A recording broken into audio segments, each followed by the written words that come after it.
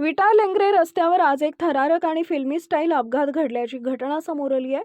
मुरुमची वाहतूक करणारा एक डंपर अचानक नियंत्रण सुटल्यानं रस्त्यावरच उलटा झाला.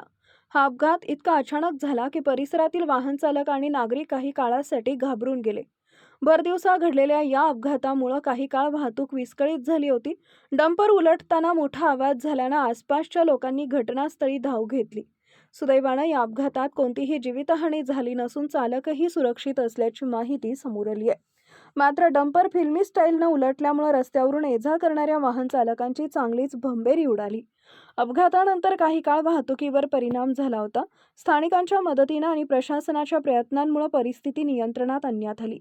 या घटनेमुळे पुन्हा एकदा अवजड वाहनांच्या वेगावर नियंत्रण आणि रस्ते सुरक्षेचा प्रश्न ऐरणीवर आलाय.